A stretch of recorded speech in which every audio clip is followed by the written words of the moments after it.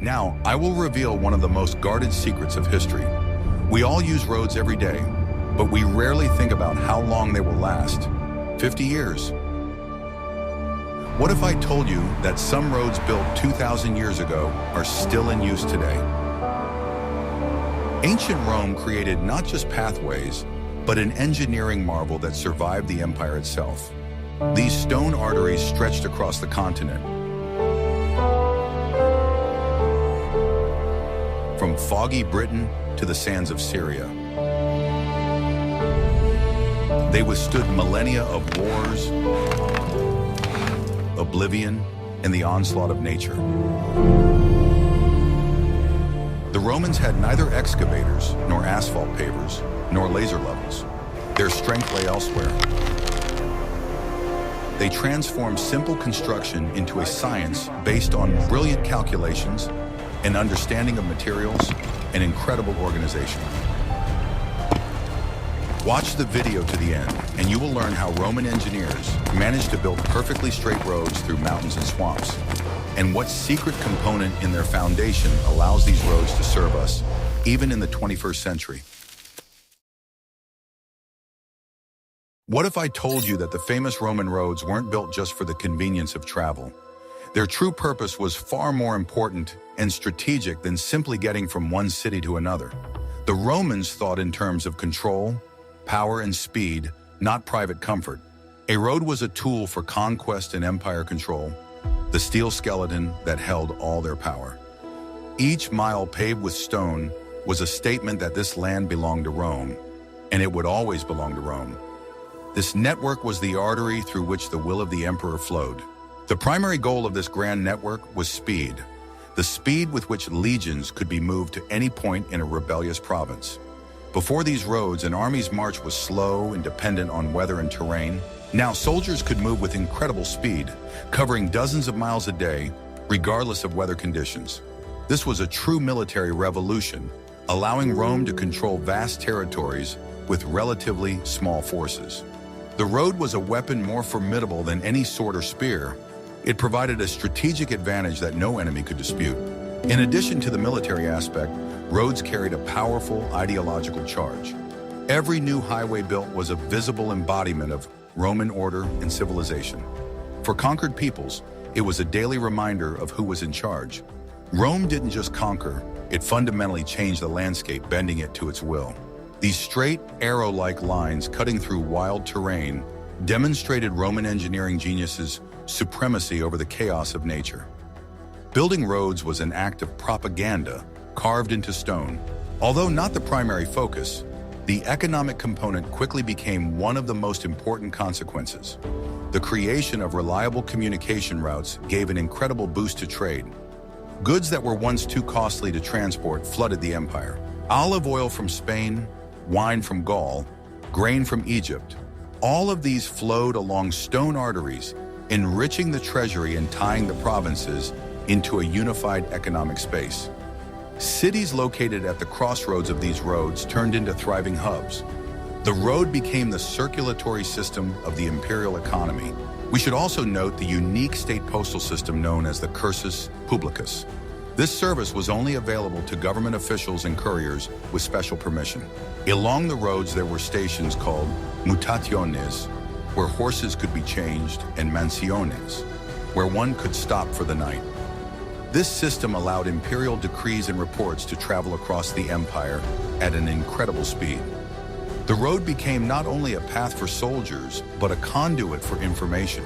Roman roads were a multifunctional system unmatched in the ancient world. They weren't built haphazardly. They were part of a grand master plan. Each major road had its name, often in honor of the censor or emperor who commissioned it. The most famous of them, the Appian Way, was rightly called the Queen of Roads. It set a standard that engineers followed for centuries. This approach demonstrates the Romans' systemic thinking, their ability to plan for centuries ahead. Surprisingly, the Romans preferred to build roads straight, regardless of obstacles.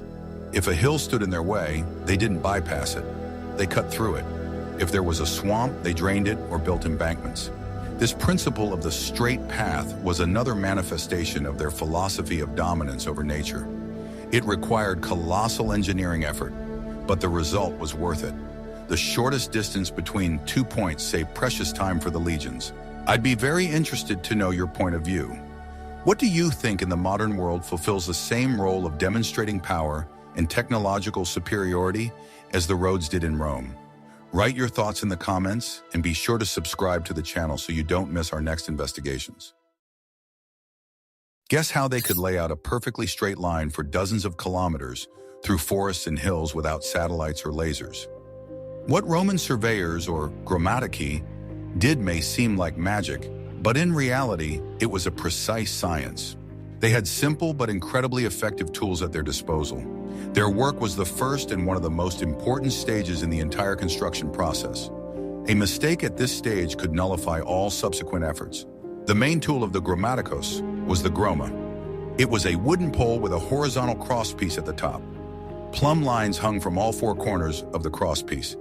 By inserting the pole into the ground and ensuring the plumb lines hung motionless, the surveyor could precisely mark straight angles. Using a system of landmarks, long poles driven into the ground, the surveyor team could shoot a straight line from many kilometers ahead. For determining the level horizon and the slope of the land, another tool was used, the corabat. This was a long wooden beam, about 6 meters, with plumb lines on the sides and a groove for water on top. If the plumb lines lined up with the marks and the water in the groove stood still, the instrument was perfectly horizontal. This tool was indispensable when building aqueducts, but also for roads that required precise slopes for water drainage. It was critically important. A more complex tool was the dioptra, a kind of ancient theodolite. It allowed for both horizontal leveling and angle measurements. This was necessary in mountainous terrain to calculate the optimal slope for ascents or descents. Roman engineers tried not to exceed certain slope values so that heavy carts and military machines could travel without problems. Working with the dioptra required high qualifications and mathematical knowledge. The layout process began with selecting key points on the route. Architect engineers determined the start and end points of the road and the main cities it should pass through. Then, the grammaticoi started their work, laying out the course between these points. They tried to keep the line as straight as possible, but sometimes they deviated to avoid large swamps or use convenient river crossings. Still, the drive for a straight line was dominant. Once the main direction was set, detailed marking began. Using the grommet and landmarks, the precise axis of the future road was determined. Pegs were driven in on either side of it, marking the width of the roadway. For major imperial roads, this width was strictly standardized to allow 2 carts to pass each other. This standardization was another characteristic of the Roman approach to construction. Surveying was incredibly difficult work. They had to hack their way through dense forests, climb hills, and work in any weather. Often, legionary units preceded them, clearing the way and providing security. Surveyors were pioneers, the first to go where civilization would soon appear. Their calculations had to be flawless, as their markings would guide thousands of workers. After the route was marked on the ground, detailed plans were drawn up. These plans, though few have survived, formed the basis for all subsequent work. They indicated not only the direction, but also necessary engineering structures: bridges, embankments, cuts. Architects and engineers calculated the earthworks volumes and the materials required. It was an incredibly complex logistical and managerial process. Do you think modern technology has completely replaced the skills of ancient surveyors? Or is there still room for intuition and experience in this work?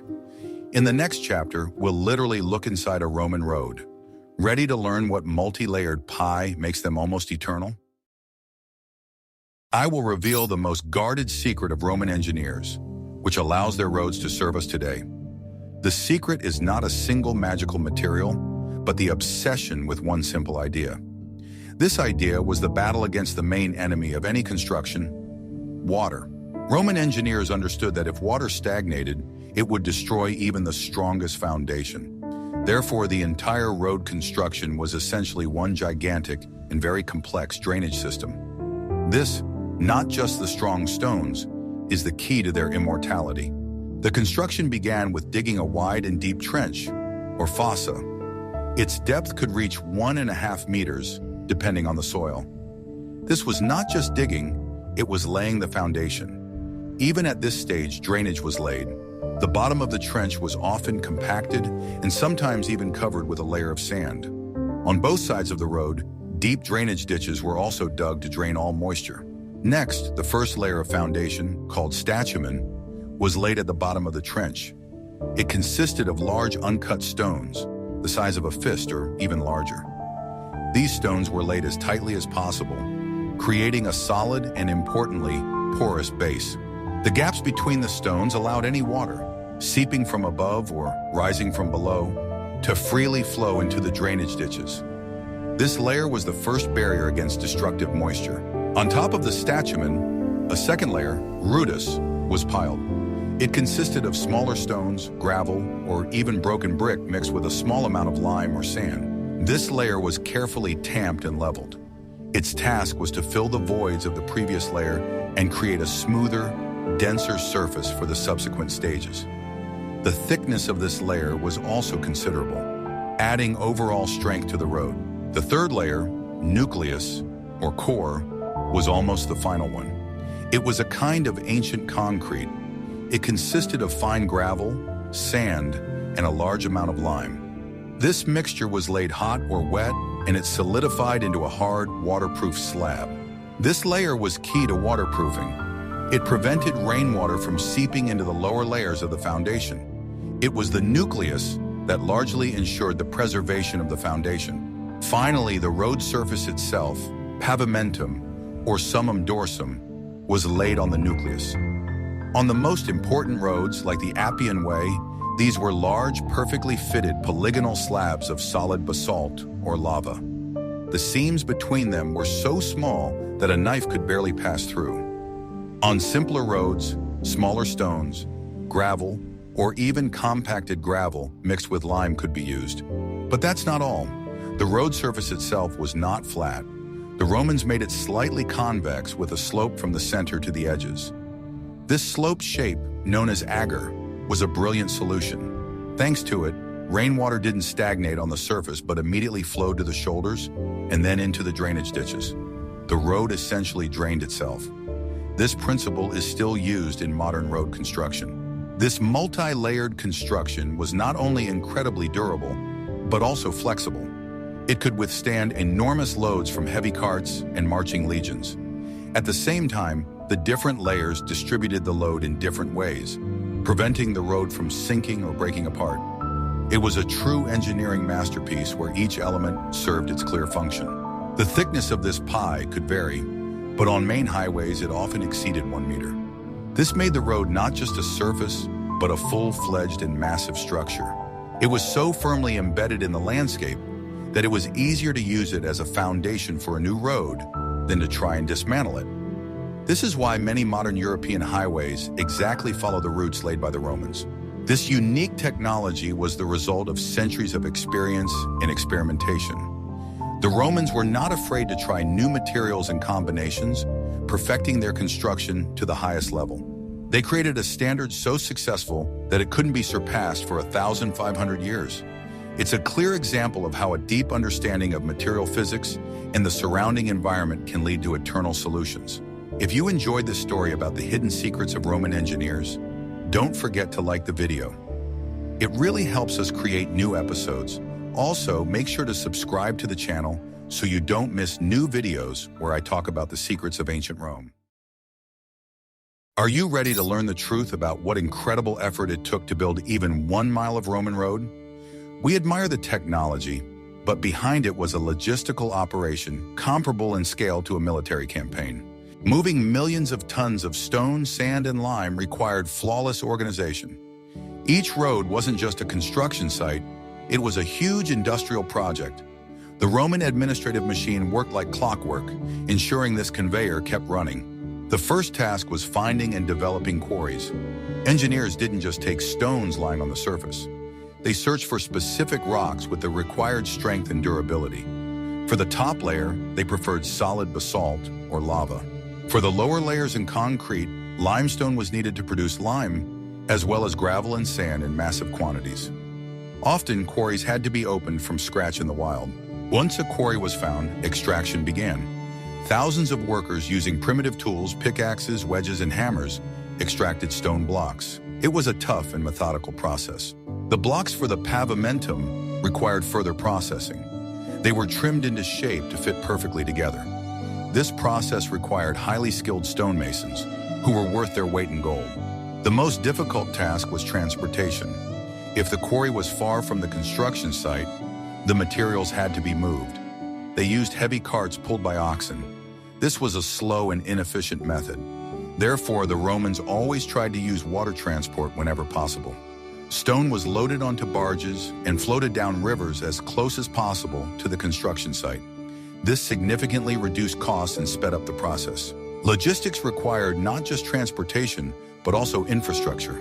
Temporary roads had to be built to carry materials from quarries and river docks to the main construction site.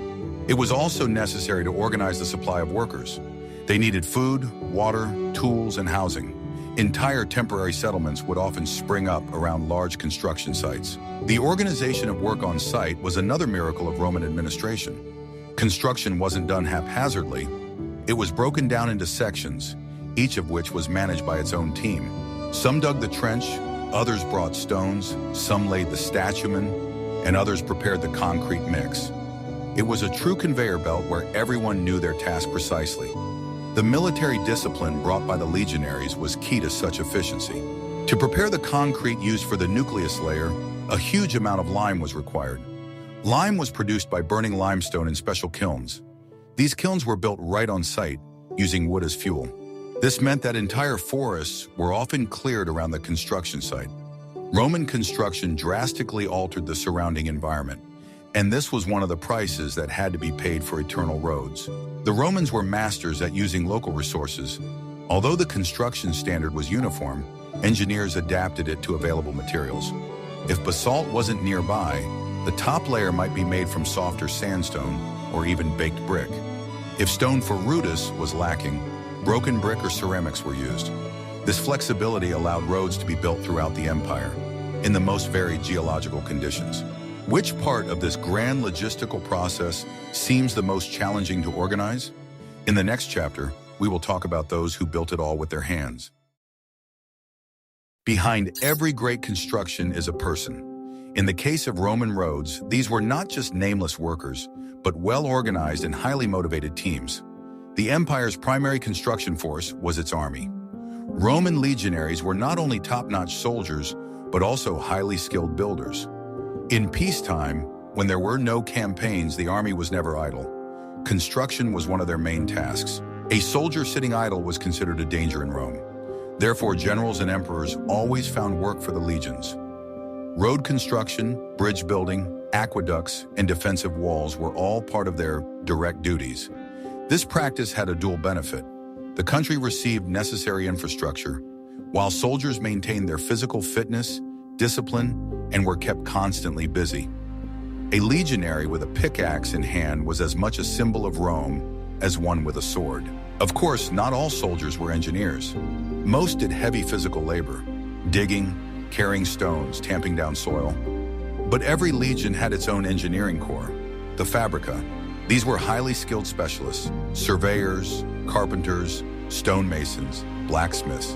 They managed all the complex tasks, performed calculations, designed bridges, and ensured quality construction. These people were the true technical elite of the ancient world. In addition to legionaries, auxiliary troops, auxiliaries, were brought in for construction. These were soldiers recruited from non-Roman provinces. They did the same work as legionaries, building roads in their own lands. This also had an ideological meaning. Conquered peoples participated in building the infrastructure that bound them to Rome. We also need to mention the enormous labor resources that were brought in from outside. For the construction of particularly large projects or in cases of insufficient soldiers, the authorities could use forced labor from the local population. Slaves were also used for the toughest tasks, such as in quarries. However, the foundation of the entire process was the organized and disciplined work of the military units. The organization of labor was structured like the military. Workers were divided into centuries, each led by a centurion. Each group was responsible for its section of the road. There was a clear division of labor and a strict hierarchy.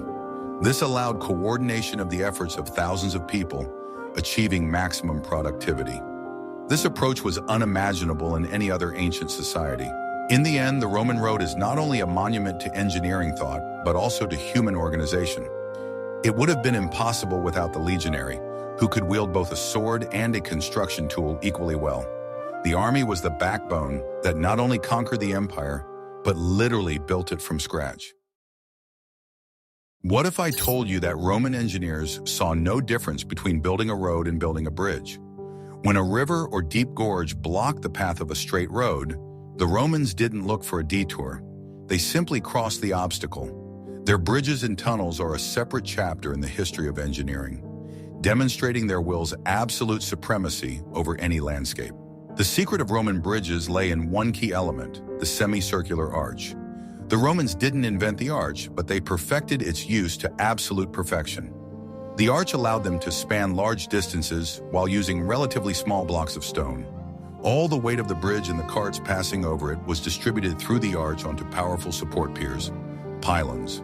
The construction of a bridge began with building the supports. If the river was shallow, workers diverted the water using temporary dams and built the pylons on solid ground.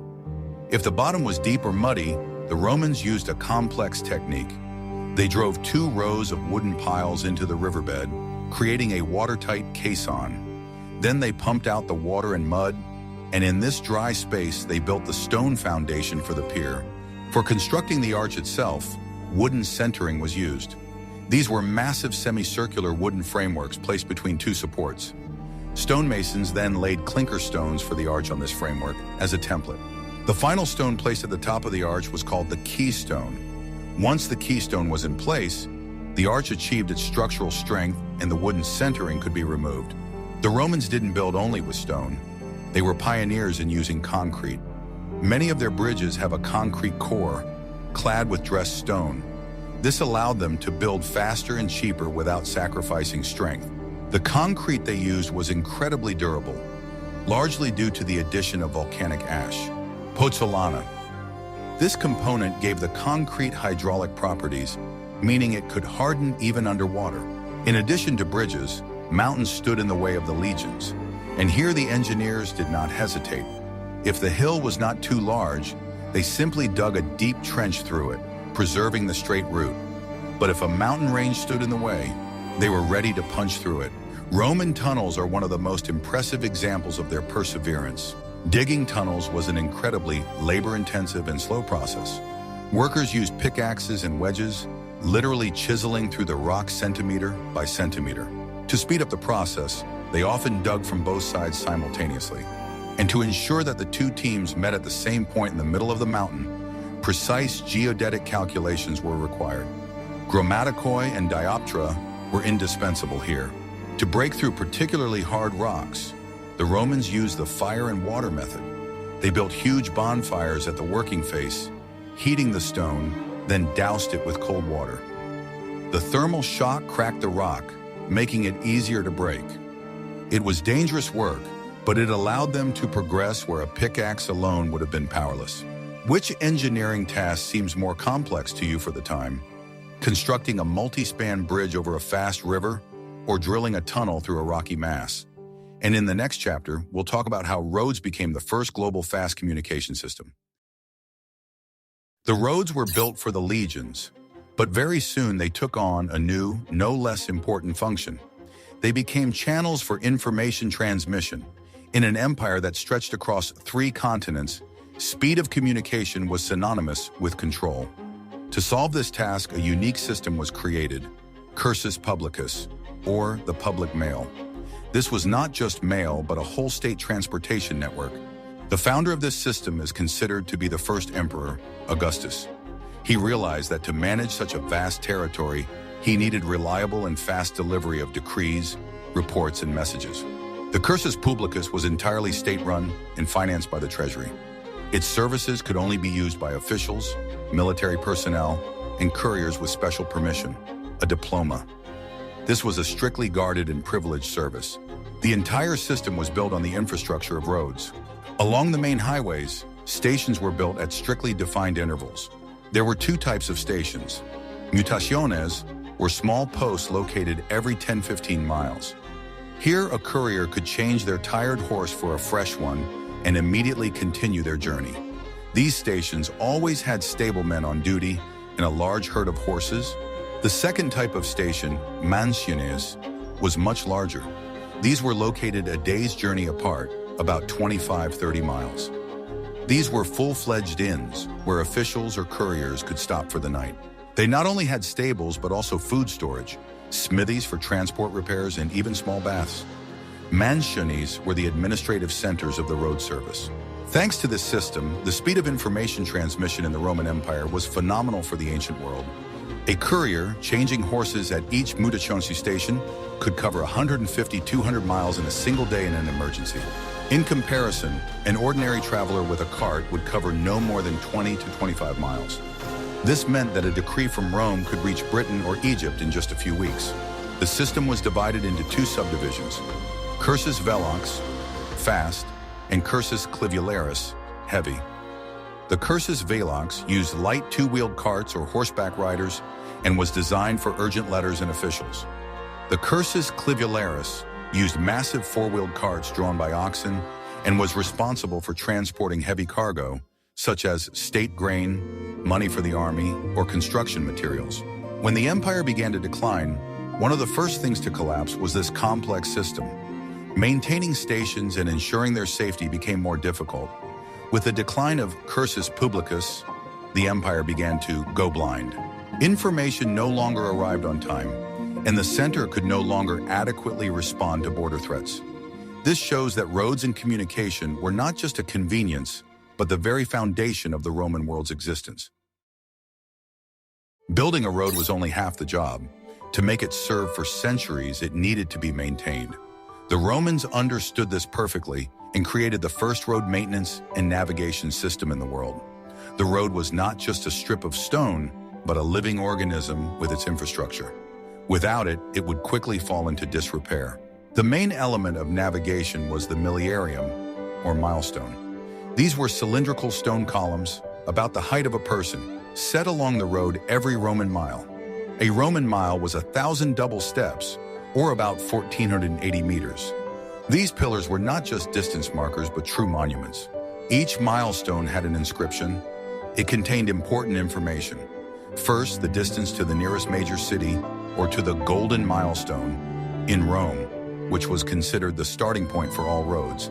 Second, and equally important, the name of the emperor or official who built or repaired this section of the road was marked. This turned infrastructure into a propaganda tool, glorifying the ruler. For travelers, these stones were invaluable. They kept them on track and allowed them to accurately calculate how much time it would take to get to the next settlement, or mansio. The network of milestones was so dense that getting lost on the main Roman road was almost impossible. This gave people a sense of security and order, which was sorely lacking in the rest of the world. In addition to milestones, there were other forms of navigation. At major road intersections, more complex signs were erected showing directions to different cities. There were even ancient travel guides, itineraries. These were lists of all cities and stations along a particular route, with the distances between them. These were the first road maps, though in text form. But no navigation would help if the road was in poor condition. In Rome, there was a special office called curatores viarum, or road supervisors. These were high-ranking officials, often from the Senate, who were personally responsible for the condition of major highways. They managed the funds allocated for repairs and oversaw contractors. Ongoing repairs were a constant concern. Roads wore out from the intense traffic of heavy carts and marching armies. Stone slabs could crack. Drainage ditches could become clogged. Special work brigades constantly patrolled their sections, filling in potholes, clearing the shoulders of vegetation, and checking the condition of bridges. This was a methodical, never-ending job. This system only began to fail with the weakening of central power. When the treasury ran out of money and officials stopped doing their jobs, roads began to deteriorate. Drainage became clogged, slabs came loose, and the paths gradually fell into disrepair. The Middle Ages didn't just fail to build new roads. It couldn't even preserve the old ones because it had lost the most important thing: the Roman system of organization. Although roads were originally built for the legions, their long-term effect was the complete transformation of the economy. Before this network, long-distance trade was extremely risky, slow, and expensive. Goods were either transported by sea, which was dangerous due to pirates and storms, or on dirt trails where carts got stuck in the mud. Roman roads changed everything. The solid and reliable surface allowed heavy-wheeled carts to be used year-round. The speed and cargo capacity of transport grew exponentially. What once took weeks now took days. This led to a sharp reduction in transportation costs. Goods that were once only available where they were produced could now be sold profitably thousands of miles away. This led to the specialization of entire regions. Gaul became known for its wine and ceramics, Spain for olive oil and metals, Egypt and North Africa for grain. All of these goods flooded into Rome and other major cities, creating a unified imperial market. The road connected producer and consumer as never before. Along the roads, new cities sprang up like mushrooms after rain, and old ones thrived. Any settlement located at the crossroads of trade routes instantly became a major commercial hub. Markets, inns, workshops appeared here. Roads were the arteries that brought life and wealth to these cities. Roads also contributed to the monetization of the economy. Long-distance trade required a unified and stable currency. The Roman denarius became the dollar of the ancient world, accepted from Britain to India. Along the roads, not only merchants traveled, but also tax collectors, who collected duties and taxes, filling the imperial treasury. Roads allowed Rome to effectively extract resources from the provinces. Safety on the roads was another key factor. Military posts and patrols were located along the highways to protect travelers from bandits. While it was impossible to completely eradicate crime, the level of safety on Roman roads was unprecedented for the ancient world. Merchants could send their caravans without fearing to lose everything along the way. Interestingly, the roads were free to use. Rome didn't charge for using the infrastructure as such. Taxes were collected in the form of duties on goods transported when entering cities or crossing provincial borders. This encouraged the free movement of people and goods. The roads also facilitated the movement of technologies. Craftsmen, architects, and doctors all traveled across the empire, sharing knowledge. If a new method for producing glass was invented in Syria, it quickly spread to Gaul thanks to the roads. This led to an overall rise in the technological level across the empire. This economic integration was one of the main reasons for the longevity of the Roman Empire. The provinces were connected not only by the fear of legions, but also by mutual economic benefit. The roads were the glue that held this vast and heterogeneous state together. When this system collapsed, Europe fell into the Dark Ages. Trade shrank to local markets, cities emptied, and the economy reverted to subsistence farming. It took over 1,000 years to restore the level of economic connectivity that Roman roads had provided. 2,000 years have passed. The empire has long fallen, and the languages spoken by its builders have become extinct. But the roads remain. Their legacy is not just a museum exhibit, but a living part of our modern landscape. Many of us walk and drive on them every day without even realizing it. What's most amazing is that so many modern highways in Europe and the Middle East are laid directly over Roman routes. When engineers of the 19th and 20th centuries began building new roads, they were surprised to discover that the Romans had already chosen the most optimal and direct path. It was easier and cheaper to build on the strong Roman foundation than to lay a new one. In countries like Britain, many famous roads such as Watling Street or Fosse Way exactly replicate Roman roads. The same can be said for many national roads in France, Spain, and Italy. The foundation laid by the legionaries was so durable that it still withstands modern truck traffic, requiring only new surface layers. Of course, not all roads have survived so well. Many secondary paths were abandoned when the empire fell, and the maintenance system collapsed. They became overgrown with forests, plowed by farmers, or dismantled for building materials. Medieval castles and churches were often built from stones that once lay at the foundation of Roman roads. However, even abandoned roads have not disappeared without a trace. They can often be traced through aerial photographs. Straight lines cutting through fields and forests give themselves away by small changes in the terrain or vegetation. Archaeologists use these ghost traces to map out the vast network created by Rome. Some sections have survived almost intact, becoming tourist attractions. The most famous example is the Appian Way on the outskirts of Rome. There you can walk on the same basalt slabs, that Julius Caesar and the Apostle Peter once trod. The feeling of touching this eternity is hard to put into words. These stones have witnessed the entire history of Western civilization. Roman roads set the standard for all subsequent generations of engineers. When the need for quality roads arose again during the Napoleonic era, and then in the Industrial Age, engineers turned to Roman experience. The principle of multi-layered foundations, and most importantly, effective drainage, was adopted as the basis of modern road construction. The legacy of Rome is not just laws, literature, and architecture. It is also the very idea of connectivity, the idea that vast spaces can and should be united by infrastructure. The Romans were the first in history to think in terms of a continent. Their road network was the physical embodiment of this global idea. They taught humanity that a road is not just a path from point A to point B. It is a tool of governance, an engine of the economy, a channel for culture, and a symbol of civilization. They built not for themselves, but for eternity. And, as time shows, they succeeded. Every time we drive down a smooth highway, we are, in some way, heirs of those Roman engineers and legionaries. They set the standard to which we still strive. And although our technologies have far surpassed theirs, the fundamental principles they laid down remain unshakable. Their work proves that truly great projects are those based on a deep understanding of nature, quality materials, and flawless organization. It is this approach that allows the creation of things that are not afraid of time. We conclude our journey through the stone arteries of ancient Rome. These roads are more than just stones and gravel. They are monuments to human perseverance, brilliant engineering thought, and incredible organizational skill. They show how infrastructure can create and sustain entire civilizations.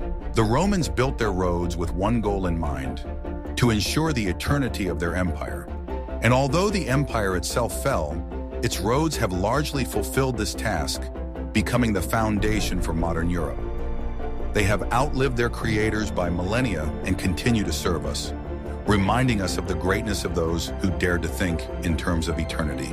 What other topics from ancient history or engineering wonders of the past would you like us to explore in future episodes? Perhaps you're interested in aqueducts, the Colosseum, or the secrets of the Egyptian pyramids. Leave your suggestions in the comments.